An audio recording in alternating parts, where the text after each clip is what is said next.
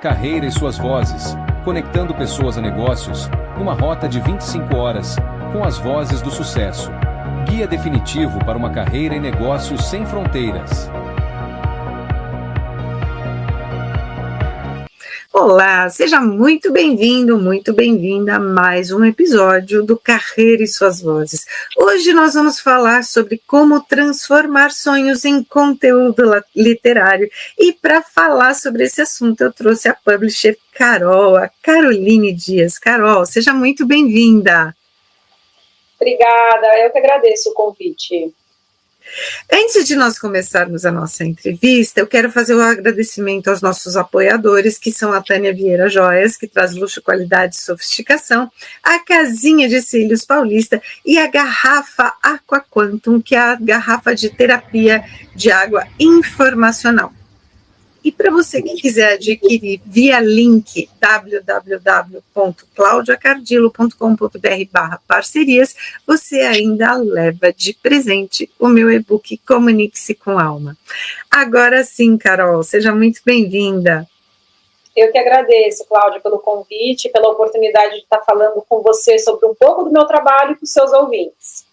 Que delícia, eu gosto muito de livros, eu cresci numa biblioteca enorme dentro de casa e que era proibida para crianças, mas eu sempre dava um jeitinho de subir nas prateleiras da estante para poder pegar aqueles livros proibidos de lá de cima, e eu aprendi a tirar e colocar exatamente no lugar para que eu pudesse ler, e ninguém ficava sabendo, e tá tudo certo, né? Então eu quero que você traga um pouco da sua trajetória até aqui. Quem é você? Como é que você chegou até aqui, Carol? Pô, eu tenho as mesmas recordações, viu, Cláudia, de subir na estante do meu pai, pegar alguns livros, ficar folheando, mas naquela época eu nem imaginava que eu me tornaria uma publisher. Bom, na verdade, eu ingressei na faculdade muito cedo, com 17 anos, como a maioria hoje dos estudantes, e acabou que eu fui trabalhar numa indústria gráfica e os meus clientes eu tinha como clientes algumas editoras. E naquela época, 2004, 2005, existiam algumas problemáticas de mercado. E aí eu decidi começar a empreender, mais ou menos 3 anos depois, abrindo meu próprio negócio, para conseguir atender essas demandas. Uma delas era o tempo de publicação, que hoje a gente faz livros aí em 2, 3 meses, quando o material chega pronto, mas naquela época você levava 2 anos, por exemplo, às vezes mais. E aí eu cheguei no mercado diminuindo esse tempo, e rapidamente minha fama se espalhou, e eu comecei a trabalhar com muitos professores universitários, foram os meus primeiros clientes. Que delícia isso, né? Saber que você também tem o mesmo hábito que eu, porque a gente cria o hábito de leitura quando a gente é criança, né? É aí que desperta o universo mágico que está por trás das páginas, né? Eu quero que você diga para o nosso público o que é publisher. Bom, na verdade, o publisher é um termo em inglês, né? Seria, numa tradução livre, publicar. Porém, eu adotei esse nome, Publisher Carol, porque eu achei sonoro, eu achei agradável e eu achei que me posicionava de uma maneira diferente. Porque hoje eu me enxergo como uma profissional diferenciada no mercado. Por quê? Porque eu me tornei uma boutique editorial, onde eu faço uma consultoria personalizada para os meus clientes. Porque tem clientes que chegam aqui querendo publicar um livro, mas não sabem por onde começar, como escrever, como fazer, e eu dou toda essa consultoria para ele poder construir o livro e ter ali o seu nome publicado. Até porque você trouxe uma preocupação muito grande, né? Muitas das pessoas que querem escrever, elas não sabem por onde começar e elas criam a fantasia de que o livro está pronto no plano mental, né? E aí, cada vez que a gente fala para a pessoa desse sonho, ela fala, um dia eu vou escrever o meu livro, como foi o caso do meu pai, que a vida inteira passou com o desejo de escrever, escreveu muito para revistas, né? Escreveu textos técnicos, mas não se dedicou, então passou uma vida com um desejo. E você acha que o desejo de escrever ele está muito ligado àquele ditado popular do Martim, que fala que toda pessoa precisa plantar um livro, plantar uma árvore, ter um filho e escrever um livro? Olha, eu não sei se está ligado a isso, mas muitas pessoas trazem essa frase sim para mim. Mas o que eu percebo hoje do público que eu atendo, as pessoas buscam um diferencial no mercado. E eles querem, através do livro, se tornarem autoridade nos seus negócios, no seu campo ali. Então, 90% do público que chega para mim hoje é desse perfil. Mulheres empreendedoras, homens empreendedores ou pessoas que estão na área corporativa, são CLT, estão ali trabalhando em uma grande indústria, empresa, mas querem ter um diferencial. Esse é o público que eu atendo hoje. E é um público que realmente desperta o desejo de escrever, né? Porque muitas vezes a pessoa, você trouxe aí a questão dos professores, né? Um livro, ele traz creditação, né, para dentro da pontuação da universidade que a pessoa trabalha, além dela poder dar uma aplicação num cargo maior, ela também passa a receber salários maiores, né? Então, além do mercado ver ela de uma maneira diferente, né, ter uma percepção dela diferente, a própria universidade também vê essa pessoa, esse profissional com mais seriedade, né? Ah, sem dúvida, sem dúvida. A maioria das pessoas que eu atendo, elas querem entrar nessa área de conferências, palestras, e elas enxergam através do livro o meio para poder furar essa bolha. E, de fato, o livro é isso. Porque o livro vai reunir ali todas as tuas ideias. E é muito curioso que a maioria das pessoas também que chegam aqui para mim dizendo que o livro está todinho na cabeça pronto, não conseguem escrever 2 páginas. Não conseguem. Eu não teria nem números para te dar agora. Mas eu diria que grande parte das pessoas que falam, meu projeto está pronto, vamos começar a pôr para fora, não dá 2, 3 páginas de Word, é impressionante. E aí sim a pessoa percebe que ela precisa destrinchar. E quanto mais essa pessoa tiver referências de leitura, de bons documentários, de viagens, de experiência, mais referências ela traz para o livro e o livro fica mais rico, né, de conteúdo. Exatamente isso, porque para um empreendedor ou para um professor, contar a sua vida, eu acho que muitas vezes pode não ser interessante para quem vê, mas se ele traz uma metodologia que ele desenvolveu, se ele apresenta resultados, com certeza esse livro é muito mais rico, né? Falando um pouquinho de carreira, Carol, quais foram os principais desafios no início da sua trajetória, vindo de uma gráfica para montar o seu negócio? Como é que você conseguiu superar, se houveram esses desafios?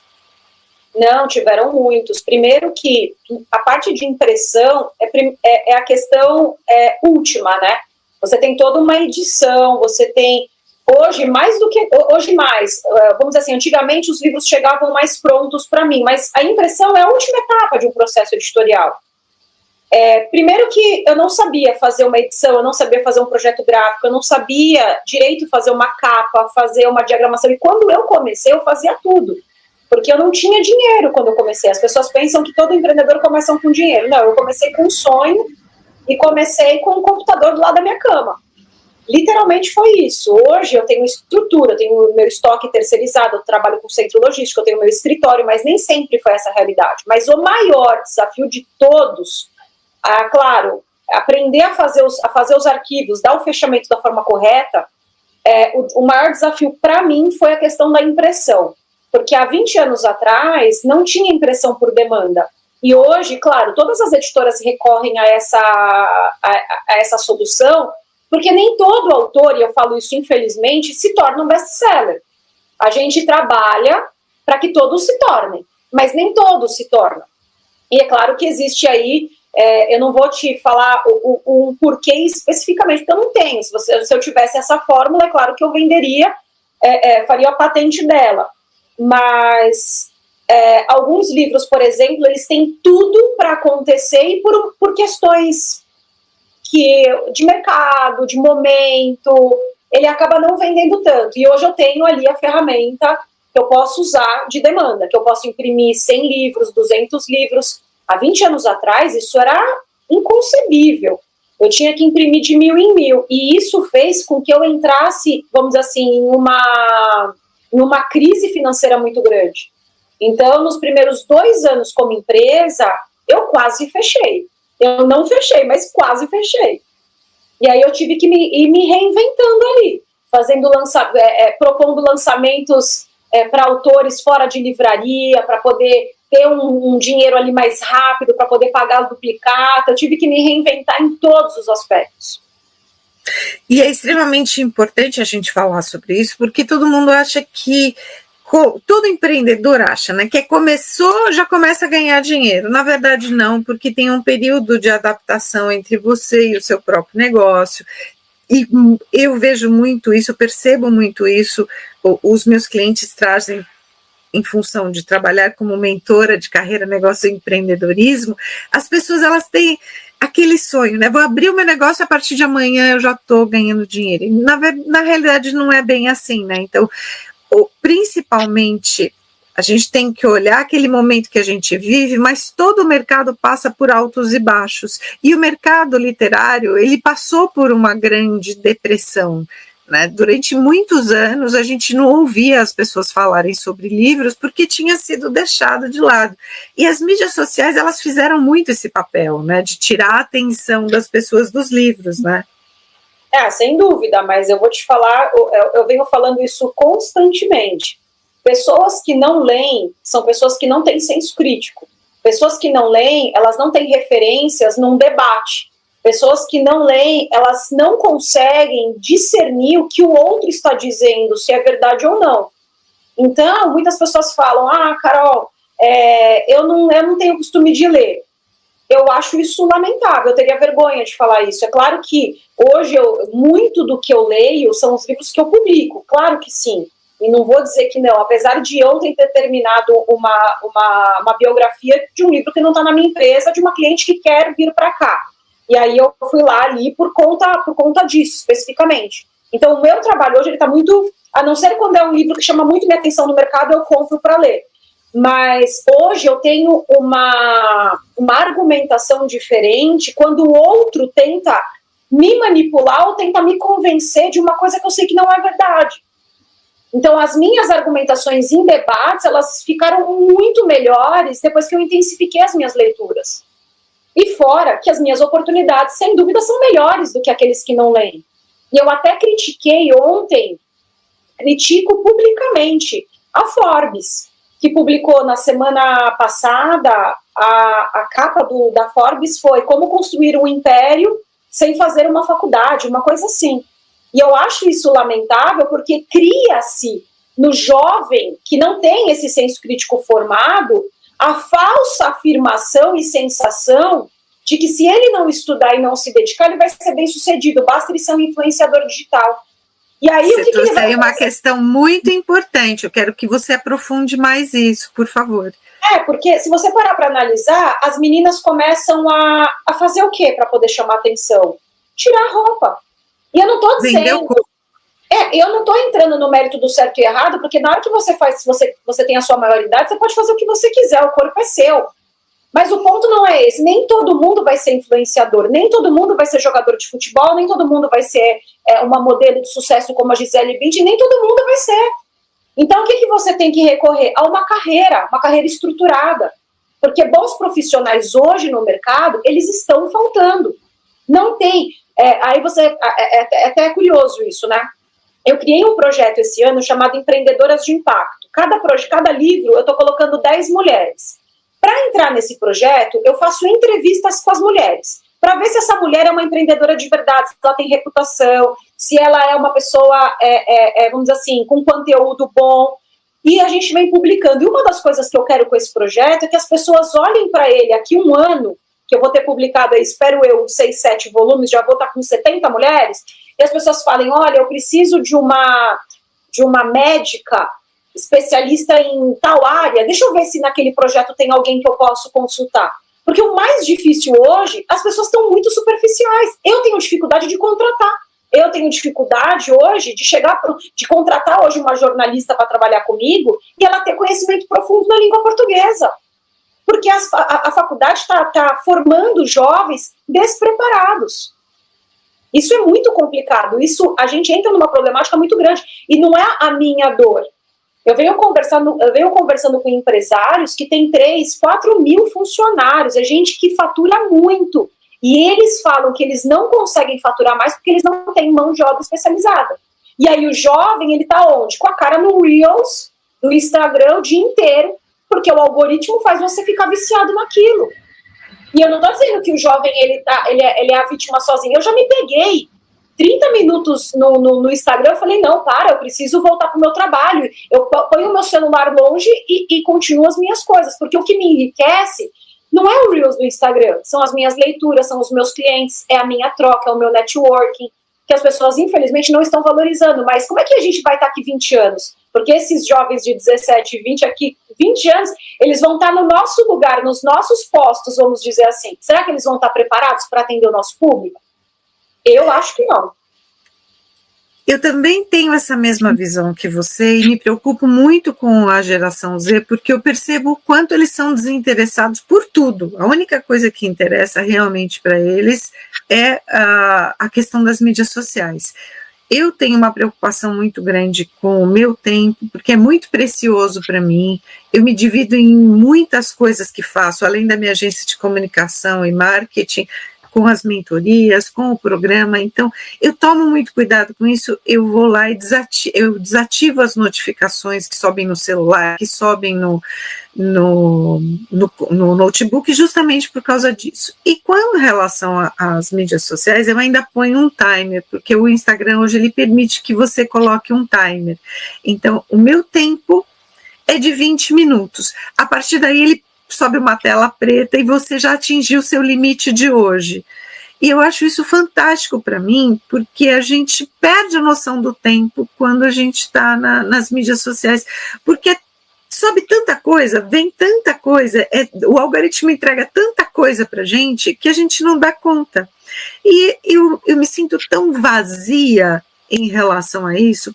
O que eu faço de consulta nas mídias sociais é extremamente profissional. É estritamente profissional. Eu não fico vasculhando a vida dos outros, porque isso não me interessa, isso é vazio. E trazendo isso para a realidade de hoje, a gente percebe que o jovem, além de ficar pregado, né, com o olho pregado nas mídias sociais, ele não lê. Além disso, eu ainda recebo muita gente, muitos dos meus clientes, quando eu falo, quais são as suas leituras atuais? Até para poder medir o grau de instrução da pessoa, o que ela gosta, né, como hobby. Não, eu não leio porque me dá sono. Quando você ouve, Carol, uma pessoa falando isso, você tem alguma metodologia, algum exercício prático que você possa ensinar para a pessoa para que ela desperte o interesse em ler? Olha, primeiro que leitura não é algo simples, exige concentração, senão você está perdendo o seu tempo. É claro que eu não vou falar isso como dica, eu estou dizendo isso como minha realidade. Hoje eu acordo às 5 da manhã, todos os dias, porque das 5 às 8 é o horário que eu faço as minhas leituras. Por quê? Porque agora, por exemplo, eu estou conversando com você, daqui a pouco eu estou conversando com outra pessoa e eu não vou conseguir terminar a leitura da forma apropriada e de uma forma concentrada para poder dar um feedback para o meu cliente. Mas tem muita gente que dá desculpa, porque não existe só o livro físico, existe o audiolivro. E eu não vejo demérito no audiolivro. Apesar de vender livros físicos, hoje a maior receita de todas as editoras é o livro físico, eu não vejo problema no audiolivro. Aliás, é uma coisa que eu recorri no meu mestrado, porque no meu mestrado eu precisei ler 200 livros. Como que você lê 200 livros em 2 anos, sendo que eu tinha as minhas demandas dentro da minha empresa? Eu não ia conseguir. Então, o que eu fiz? Eu ficava, na época, 1h30 na academia.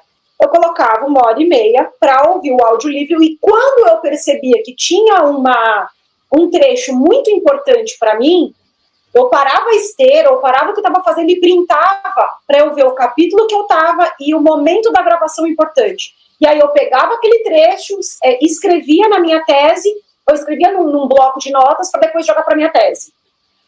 Foi basicamente assim que eu fiz. Dos 200 livros, tranquilamente metade foi ouvindo, porque eu não tinha esse tempo. Então as pessoas acabam colocando desculpas para não fazer, para não cumprir uma certa obrigação, uma certa... Porque eu tenho certeza que essa pessoa que tem preguiça de ler, ela não tem preguiça de ficar no Instagram, ou preguiça de ficar no celular, no WhatsApp. Então isso é muito complexo. Exatamente. E você trouxe aqui um exemplo que eu também uso. Eu terminei minha pós-graduação recentemente em soft skills e inteligência artificial e tinha muita coisa para ler também. Eu pegava no trânsito, abria o leitor de voz e ficava estudando, ouvindo e fazia a mesma coisa que você. Chegava num trechinho que eu precisava me dedicar, eu ia lá e printava a tela, anotava no meu caderno, ou então anotava no meu celular, mas a gente precisa de disciplina para isso, né? E a nossa formação, ela ajuda muito para isso, né? Você é formada em design e artes, né? Você acredita que a sua formação, ela tenha influenciado o teu trabalho editorial? E de que maneira essa bagagem pode ter te ajudado no seu dia a dia? Então, da parte de escrita, não. Na parte editorial em si, não. O que minha faculdade me trouxe de um diferencial que hoje eu acredito ter com relação aos demais são os projetos gráficos que a gente desenvolve, as capas dos livros, o design que a gente adota, eu acho que é um design diferenciado, até mesmo na minha própria rede social. E na hora de contratar uma designer, eu não preciso ver muita coisa não para saber se essa pessoa ela entende. É como um diagramador. Às vezes eu recebo aqui e-mails, né, de diagramadores. Eu não preciso ver 10 livros. Eu posso, se eu ver 2 e 5 páginas de cada, eu já sei se o cara sabe trabalhar ou não. Porque a gente tem algumas métricas que bater o olho eu já conheço. Claro que eu tenho aí muito mais de 20 anos. Experiência, né? Eu tenho, de experiência de design, eu tenho 22 anos, porque eu entrei na faculdade com 17, eu tô com 39. Mas a questão editorial, de leitura, de ver se um texto está fluido, de saber, de entender se aquele estilo de linguagem é apropriado para aquele público, isso veio com a experiência de estar trabalhando. Agora, a faculdade, ele me trouxe esse diferencial, a diferencial de apresentação, de layouts, de projetos bonitos, porque eu considero que os projetos dos nossos livros são projetos muito bonitos. E tem muita gente que acha que capa de livro não vende, e ela vende, né? Ela ajuda a vender muito, né? Muito. O livro, felizmente ou infelizmente, porque tem muito livro com capa bonito que não enriquece em nada, mas a capa ajuda demais. A capa, porque ela é a embalagem, né, do produto, ela está lá na prateleira sendo mostrada como uma embalagem, então a capa do livro, ela realmente é determinante aí para a gente poder ser atraída, né, a cor do livro, né, isso é muito interessante na psicologia das cores, né. Você teve um momento aí de uma grande virada na sua carreira, você identifica que esse momento ele foi determinante para você chegar onde você chegou hoje? Olha, eu tive algumas viradas. Eu diria que eu tive 2 grandes viradas, que foi de 2007, quando eu praticamente comecei, eu trabalhei 1 ano na informalidade. 2017 eu abri meu selo de negócios, onde eu comecei a trabalhar com empreendedorismo, inovação, tecnologia, startups. E em 2021, quando eu começo a trabalhar com famosos influenciadores. Então, eu acho que essas foram 2 grandes viradas que eu tive profissionalmente falando. Porque quando eu comecei a trabalhar com professores universitários, eu fui muito para universidades. Eu trabalhei com 9 universidades, mais ou menos, na época. Só que eu me sentia numa bolha, porque eu não podia, eu tinha que seguir até regras da BNT, às vezes. E aí, em 2017, eu quebro esse padrão, continuo trabalhando com eles, mas quebro esse padrão, vou para essa área de negócios. Quebro de novo, e aí eu vou para uma área mais criativa. E quando você começa a trabalhar biografia de famosos, de personalidades, você consegue trazer mais criatividade para o texto. Você está mais livre para criar. Principalmente quando, por exemplo, eu fiz 2 textos, eu tô em uma edição e fiz um texto sobre tráfico humano. Nesse, a gente teve que tirar muita coisa da ordem, teve que trocar muita situação de lugar, então trouxe uma coisa criativa muito bacana para mim e para minha equipe. Foi bem legal, uma experiência muito boa. Que gostoso isso, né? E eu percebo o quanto você tem de paixão, né, pelo que você faz, né? Que você quer estar sempre à frente de todos os departamentos, né? Então você acompanha todos os seus processos também. Acompanho todo dia. Como eu te falei, eu acordo muito cedo, eu faço as minhas leituras, minha manhã cedo eu já tenho 2 aqui na minha frente para fazer. Aí eu vou nos meus controles de lançamento, e nos meus controles é uma planilha que não acaba nunca mais. Por quê? Porque eu tenho que ler, eu tenho que dar ok, se tem devolutiva, porque tem texto que é reprovado, tem que voltar para o cliente. Eu tenho que aprovar com o cliente todas as etapas, então tem que ter um controle muito grande, porque se passar uma coisa errada, pode trazer um problema para a empresa, então eu tenho que ter uma organização muito grande. Exatamente isso, né? O olhar cirúrgico para tudo que está acontecendo, né? Você teve algum mentor ou alguma pessoa que foi guia para você de inspiração durante essa sua jornada profissional até chegar aqui? Não.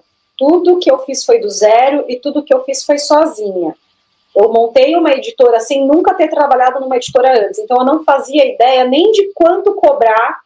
Eu não fazia ideia nem qual era o desconto de mercado sobre um livro. Eu não sabia nada. Eu fui aprendendo literalmente, batendo cabeça, apanhando e muitas vezes dando certo. Claro, deu muito mais certo do que errado, senão eu não estava aqui.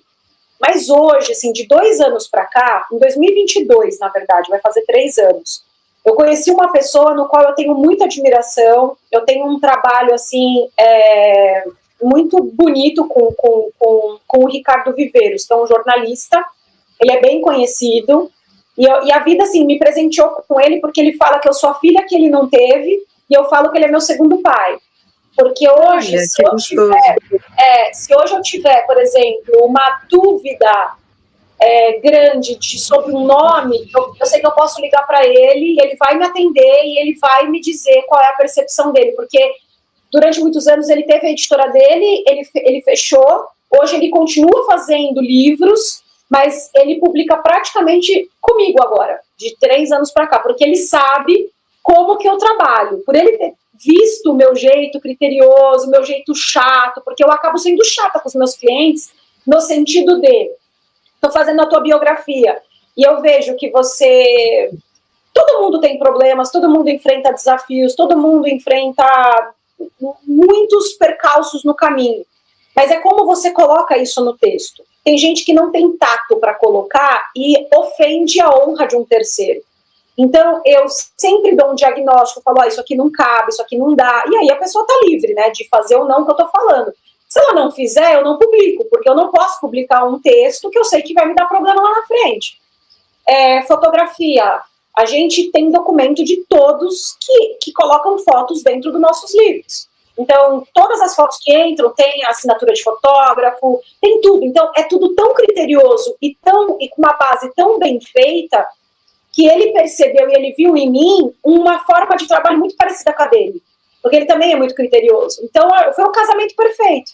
Então, desde então, a gente já deve ter publicado umas 4, 5 obras e a gente trabalha muito bem junto e super flui, assim, o nosso trabalho.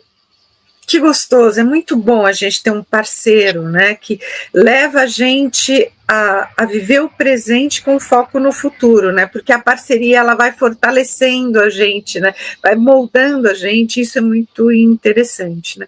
Você falou aí de biografia, eu quero te fazer uma pergunta específica. Quando a gente fala de biografia, elas precisam ser inspiracionais, motivacionais para poderem vender mais, ou você traz mesmo a realidade nua e crua que a pessoa viveu? Não, a biografia ela tem que trazer a realidade do biografado. Ela tem que trazer toda a realidade. E eu não tenho problema nenhum, por exemplo, em contar num livro mais problemas do que soluções, desde que aquela pessoa tenha superado os problemas, porque é claro, senão não faz sentido, mas eu trago sempre a realidade, não esconde. O que eu faço, como eu expliquei agora anteriormente, é muitas vezes tirar de contexto quando eu vejo que pode dar um problema, porque tem pessoas que, eu passei por uma sociedade, o cara me roubou. Eu não estou dizendo que o cara não roubou, mas eu não posso escrever isso num livro. Então, tem muitas formas de se escrever uma mesma coisa sem fazer uma afirmação tão forte. Então, olha, me senti mal naquela situação, decidi sair. Tem formas e formas e formas de escrita que a gente não traz o problema que pode se tornar um problema jurídico. Por exemplo, Agora eu conto a história como ela é. E eu acho que essa é a beleza, né, da biografia. Exatamente, né? E você levantou algumas temáticas que são interessantes. Aí a primeira é sobre a sua percepção do que a pessoa está trazendo, porque na cabeça da pessoa ela quer contar aquilo como foi a percepção dela. E existem várias verdades, né, de uma história contada, né? Então, o seu olhar de lapidação disso é extremamente importante, né? E todo mundo quer contar a biografia da família, ou a biografia dos seus desafios, dos seus superações, né? É muito importante saber como colocar isso, né? Mesmo começando jovem do jeito que você começou, você fundou a sua empresa, e aí você já trouxe isso, sem tanto conhecimento, né? Quais foram os seus erros ou os seus aprendizados nesse começo que impactaram no seu momento atual? Eu acho que a principal foi essa que eu comentei sobre, naquela época não existia impressão por demanda, então a gente acabou eu comecei fazendo impressões muito grandes, e isso me prejudicou muito, porque livro parado é dinheiro parado.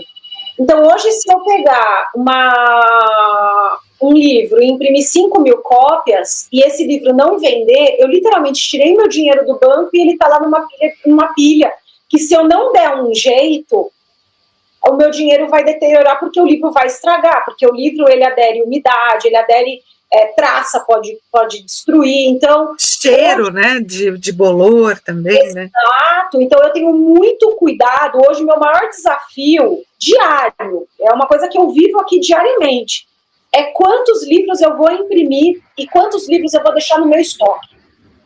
Eu já cheguei a ter 600 livros catalogados girando simultaneamente. Hoje eu tenho 146. E eu acho que 100 livros é o perfeito. Por quê? Porque livro hoje, claro, eu tenho clássicos aqui que eu não vou tirar nunca de circulação, mas muitos livros, eles acabam sendo datados. Por exemplo, eu tenho uma coleção, que eu não sei se eu vou conseguir mostrar, mas vou tentar, chamado Empreendedoras de Impacto. Dá para ver aqui, né? Empreendedoras de Impacto. Dá para ver, sim. Eu reúno muito legal. De 10 mulheres em cada livro. Esse livro é um livro mais datado. Por quê? Porque a gente está contando a história do momento atual dessa mulher. Só que aqui 1 ano, 2, essas mulheres elas podem ter aberto outra empresa, ter fechado uma, ter ampliado, ter vendido. Então é um tipo de livro que a cada 2 anos eu vou precisar fazer uma reformulação com as clientes. Agora, se nada mudou, mantém como está. Mas para você ter uma ideia, uma das meninas que participou em maio desse ano desse livro está lançando uma segunda obra comigo, falando de um outro, vamos dizer assim, um outro frame dentro do empreendedorismo dela, que ela fala também de questões de mentoria, comunicação, que não tem nada a ver do texto que ela colocou em maio aqui para mim, porque também a gente tem que ter um cuidado com o autoplágio, né? Porque às vezes a pessoa publica lá uma obra, ela fala, não, a obra é minha, o texto é meu, então eu vou publicar esse texto nessa editora, e ela manda para uma outra editora o mesmo texto, ou com modificações que a gente sabe que é o mesmo texto. Aí a gente cai no autoplágio, que também é um problema. Inclusive, vários pensadores famosos já enfrentaram problemas de autoplágio. E, então, são livros mais datados. Por isso que eu tenho um cuidado maior de fazer um trabalho muito grande ao redor do lançamento. Passados 1 ano, 2, eu sento novamente com esses clientes e a gente faz as devidas alterações no texto e aí lança como uma edição revisada e ampliada. É extremamente estratégico isso, né? Para que você possa sempre ter a demanda, né? Na música, Carol, a gente tem uma maneira de identificar o plágio. Eu sou formada em música, dei aula há muitos anos antes de fazer a migração para o marketing e comunicação aos 27 anos. Que são tonalidade, 5 primeiros compassos, 5 últimos, e aí tem acidentes de percurso que a gente identifica que aquela música é um plágio. Na literatura, como que se identifica o plágio?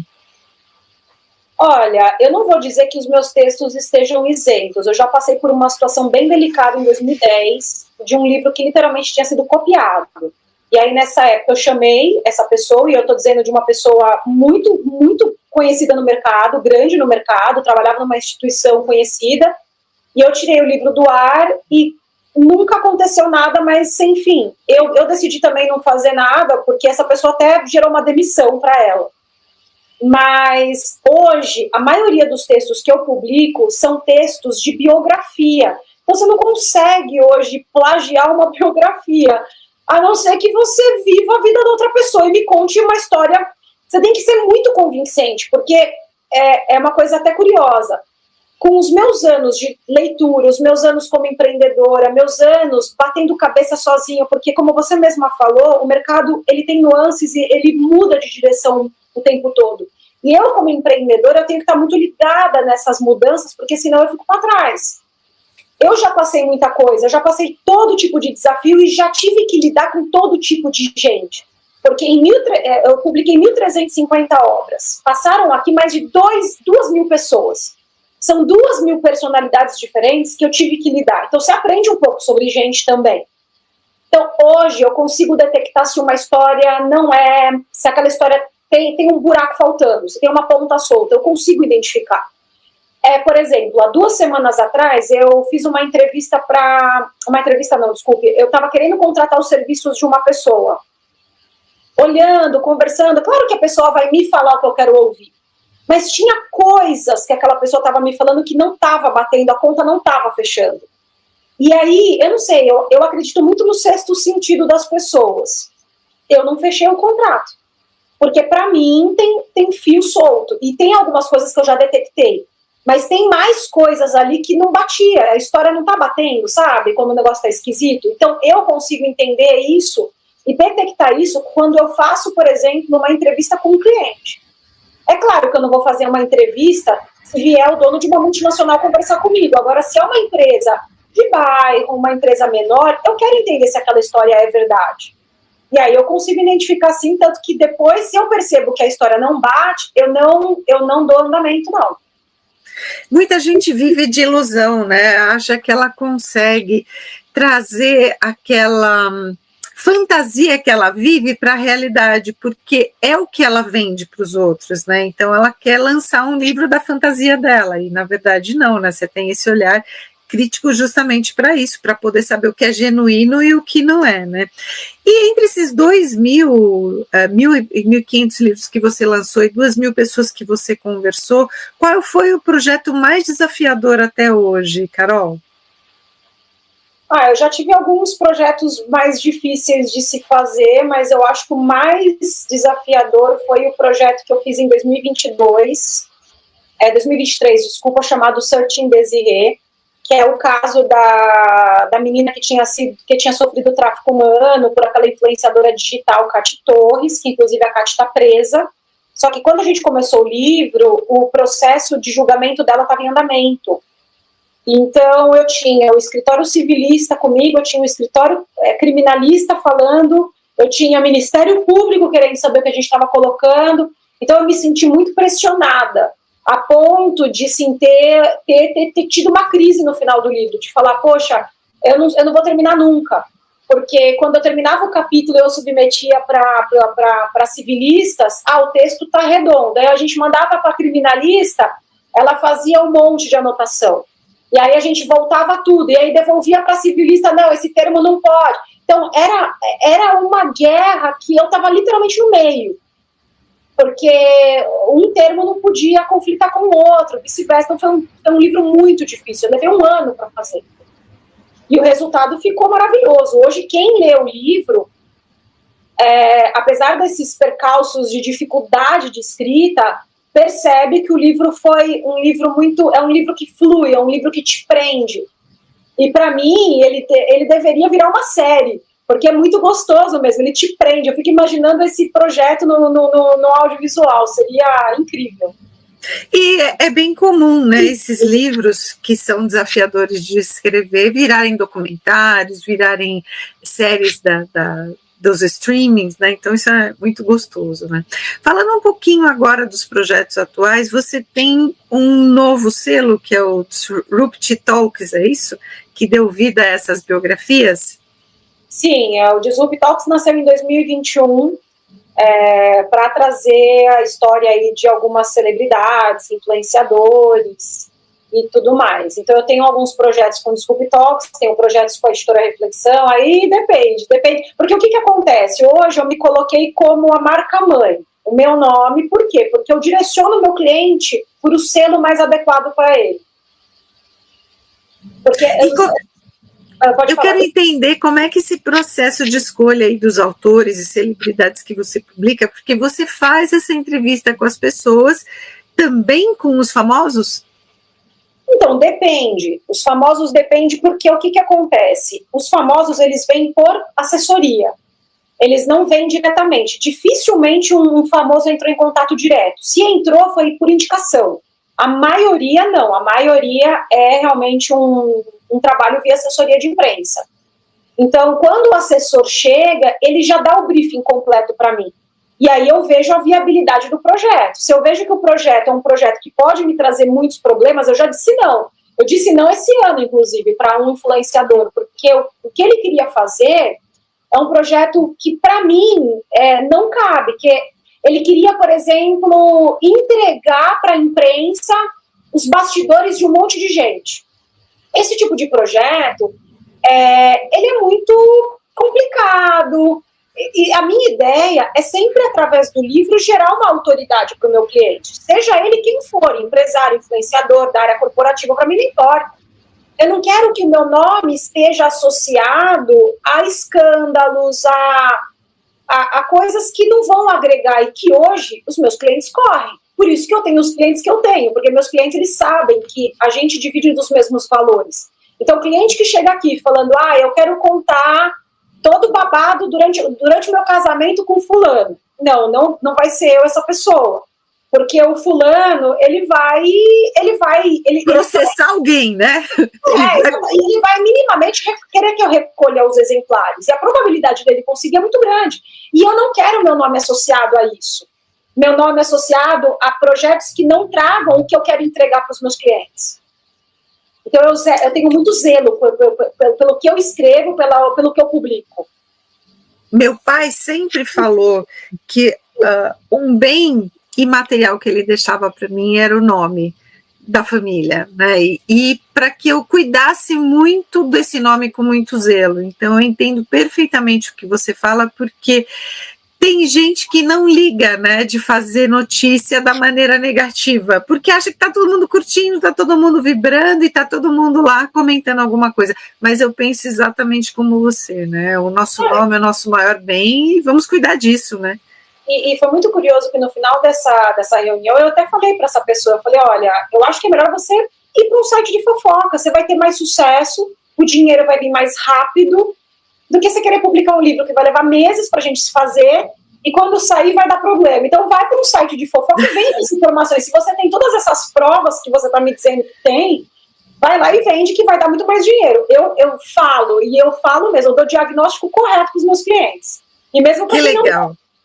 Que legal isso, porque você é sincera, né, com o seu cliente e dá ainda um novo rumo para aquele projeto que ele quer, né? Isso é extremamente interessante, né? Além de publisher, além de dona da sua empresa, empreendedora, você também começou a escrever como autora. Como foi lançar o seu primeiro livro? Qual é o seu livro como autora no empreendedorismo, e como é que foi essa experiência de estar do outro lado, Carol? Então, na verdade, eu lancei minha tese de mestrado, que eu adaptei para se tornar meu primeiro livro, que foi A Força da Mulher no Empreendedorismo. A experiência foi muito curiosa, porque eu não quis lançar em livraria, porque na época eu falei, eu vou lançar para mim, vou colocar lá no site, e eu recebi algumas críticas, até de clientes na época. Um processo independente você fez. Um processo independente, mas eu publiquei com o meu selo, porque sem o meu selo eu teria dificuldades, por exemplo, de fazer uma distribuição. Mas eu distribuí, coloquei em algumas livrarias, inclusive quando eu falei para alguns gerentes que o livro era meu, eles rapidamente, não, pode me mandar, abriram a porta. Que legal! Meus projetos, eu sou mais tímida, eu não vou mentir não, eu sou mais tímida. E aí, na sequência desse, eu lancei um projeto chamado Fenômeno da Cultura do Cancelamento. E aí é isso que eu falo para você de relacionamento, reputação. Que na época eu olhei para o livro e falei, poxa, o livro está tão legal, mas eu queria tanto abrilhantar mais essa obra. E aí eu trouxe o Ricardo Viveiros para fazer a apresentação do livro e a Sônia Abrão assinou o prefácio. E para mim também foi uma grande honra na época e tudo. E aí foi quando eu comecei a fazer esses projetos de organização. E aí, para mim, foi mais fácil. Por quê? Porque eu entro só com o prefácio nesses livros. E aí, claro, eu faço a curadoria das mulheres que vão entrar e eu faço o prefácio dando a minha percepção sobre cada uma. E aí o projeto ficou muito mais gostoso de fazer, porque, querendo ou não, eu, como todo mundo, né, eu tenho um pouco de... a palavra não seria insegurança, tá? Mas um pouco... Eu me sinto um pouco...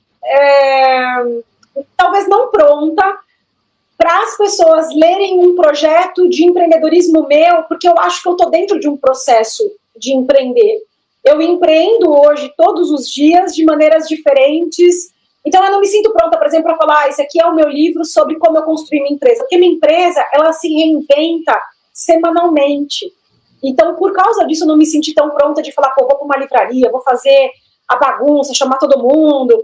Mas a experiência foi incrível, porque eu consegui transformar o livro em audiolivro, eu fiz parceria com a Ubook para transformar em audiolivro, o livro foi um sucesso no mês da mulher, porque foi um livro sobre empreendedorismo feminino no mês da mulher, então para mim foi maravilhoso, sim, o barulho foi muito bacana, mas eu preferi não fazer o lançamento em si na livraria pelos motivos que eu já externei aqui. Que legal, mas é muito gostoso, parabéns, porque eu entendo que é um dos momentos mais felizes da nossa vida, né? Quando a gente coloca aí dentro de um álbum de fotografias, lançar um livro é um daqueles momentos que ficam para a eternidade, né? Porque é a realização de um sonho, é um trabalho que você se debruçou para fazer, você fez uma adaptação ainda, né, de uma tese de mestrado para poder entrar no livro, então tudo isso é muito válido e a gente precisa comemorar as nossas vitórias, as nossas conquistas, né? Porque fazem parte do nosso dia a dia, até como empreendedora, né, Carol? Então isso é muito importante, né? Uhum. Esse ano agora, você pretende expandir a sua atuação também para o audiovisual, né? Quer trazer para um filme, para um documentário. O que você pode adiantar aí sobre essa nova fase? Então, na verdade, eu comecei a fazer algumas parcerias com algumas empresas de audiovisual e eu tenho submetido biografias para análise deles. Mas é um mercado totalmente diferente do mercado que eu atuo, porque hoje eu faço livros em 2, 3, 6 meses. O audiovisual, ele leva muito tempo, anos para acontecer, porque são processos completamente diferentes. E como não era o meu métier, eu achava que era uma coisa um pouco mais rápida, mas hoje eu tenho 4 projetos nas mãos de grandes produtores para adaptação. Mas por conta de cláusulas de exclusividade, confidencialidade, eu não posso abrir, mas são 4 biografias que estão nas mãos aí de 2 empresas bem, bem legais, que eu espero que se torne, porque o audiovisual hoje, eu acredito, para mim, vai me colocar num patamar ainda mais alto, vamos dizer assim, de percepção de valor, de falar, poxa, porque uma vez adaptado, eu acredito que outros projetos vão ser mais fáceis da gente conseguir. Então, é assim que eu vejo e espero que nos próximos 1 ano, 2, a gente consiga aí ter sucesso em um desses projetos. Além da televisão, ela ser muito democrática, né, o próprio streaming, o cinema, e chegar em lugares que o livro talvez não conseguisse chegar, né, então é te colocar aí no nível nacional, no nível internacional, ter outros parâmetros também, e a sua percepção de mundo vai mudando, né, porque enquanto o livro é uma, e a partir do momento que você começa a mudar essa comunicação, tudo muda em torno de você também, né? É verdade. Você também está preparando um programa de entrevistas? O que é? Um podcast? É um talk show com autores e celebridades? E que formato que você imagina que seja ideal para esse programa, Carol? Então, eu estou fazendo no meu escritório algumas gravações, na verdade, com as minhas clientes, e começou com esse projeto Empreendedoras de Impacto, porque, como eu falei para você, eu quero conectar pessoas, eu quero conectar mulheres, e agora, claro, homens também, porque a gente vai lançar o primeiro volume dos homens em novembro. Uau, que legal! O time dos homens está incrível, incrível. Eu tenho nomes aqui, só que eu vou precisar da minha cola, porque são muitos nomes. Eu tenho nomes aqui como Marco Biagi, cabeleireiro, o Marcelo Caloni, que é dono do Grupo Caloni, que é uma empresa multinacional. Eu tenho o Laíra Antônio de Souza, que é da Fazenda Colorado, que só para as pessoas que estão ouvindo, é a maior fazenda de leite do Brasil hoje. Eu tenho o Júnior Donato, que é um dos maiores cerimonialistas do país. Eu tenho o Gustavo Pereira, que é dono da Partagê Gastronomia, que atende aí clientes muito grandes, como Prada, Chanel. Ele atende clientes maravilhosos e se tornou um grande amigo meu. O que eu quero fazer com esse meu canal? Pegar essas pessoas, publicar, conectar umas com as outras e também levar para o meu escritório, não só para se conectarem entre eles, mas também para eles contarem um pouquinho das suas trajetórias. E aí são gravações de 20, 25 minutos que depois a gente vai colocar disponível no YouTube. Que legal isso, né? Todo mundo gosta de contar a sua própria história, né? Mas quando você começa a conectar, fazer networking, né? Engordar essa massa, né, de pessoas, é tudo muito positivo e muito gostoso, né? E como é que você enxerga essa mudança do mercado editorial brasileiro e, no momento presente, como é que você pontua para o futuro nos próximos 10 anos, especialmente nesse mercado que você trabalha, que é o de biografias? Olha, eu enxergo como um mercado crescente, eu não vejo como um mercado que vai acabar, é um mercado que se adaptou sim ao digital, mas não vejo o livro hoje acabando, eu não vejo as livrarias acabando, porque a sensação do livro físico, da leitura, ela não muda. Nem todo mundo quer ter um Kindle, nem todo mundo quer ouvir um áudio. E a experiência de um autor autografar, de uma pessoa ter o autógrafo de uma pessoa que ela admira ali, eu não vejo isso acabando, tá? É a curto e a longo prazo, a médio e a longo prazo. Mas claro que vão ter mais adaptações, eu vejo o nosso mercado com mais adaptações, talvez livros menores, livros que em um final de semana o leitor consiga ler. Claro, dentro do meu mercado não dá para eu estender isso para todos os mercados, porque tem livros que são livros de consulta, dicionários, isso não tem como mudar, mas eu vejo como um mercado muito promissor, até porque os meus maiores best-sellers são de autores que não têm nem rede social, porque tem uma rede muito forte no offline, porque nem sempre números de seguidores, números de internet refletem venda. E eu vejo isso internamente aqui. Porque muitos autores hoje que estão despontando no mercado, eles não têm uma atuação grande nas redes sociais. É curioso isso, mas é uma realidade. Então, isso foi uma das coisas que me despertou a falar, não, eu preciso continuar meu trabalho da forma que eu estou fazendo, porque as pessoas leem sim. Não leem como deveria, mas elas leem e elas estão interessadas em boas histórias. E esse é o meu papel, criar e trazer à luz boas histórias. E espero que continue durante muito tempo, né? Principalmente nessas mudanças aí que você trouxe do mercado, porque autografar um livro em lançamento ainda não tem um prazer maior que esse, né? Para quem gosta de lançar livro, para quem tem esse sonho, né, de levar a sua história para dentro de um livro, é maravilhoso, né? A gente receber as pessoas, escrever o nome da pessoa, entregar o livro novinho, né, na mão da pessoa, ver aquele prazer da pessoa, tirar foto, né? E durante muitos dias a gente continua vivendo essa alegria interior, né? Porque é uma satisfação, é a concretização de um sonho, né? Estou ali vendo o meu livro pronto, né? Espero que o mercado continue assim, porque eu pretendo lançar muitos livros ainda, né? E quem sabe um dia escrever a minha biografia, né? Quais são esses diferenciais que você pretende adotar nos seus projetos para continuar inovando nesse setor, Carol?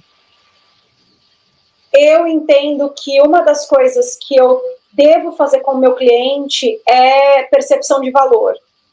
Continuar trabalhando o nome deles não só em livros, como sempre atrelar a minha assessoria de imprensa, sempre atrelar o meu marketing digital, ter uma presença digital forte, continuar com os meus relacionamentos nas livrarias, porque você precisa ter um relacionamento lá na ponta, não é simples.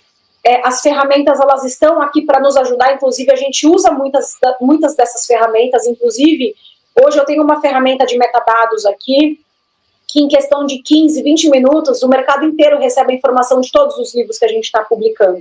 Então a gente já tem um alcance de todas as livrarias virtuais, mas a livraria física você ainda tem que ter relacionamento, você precisa ter um relacionamento, e sempre deve ter. Por quê? Porque você...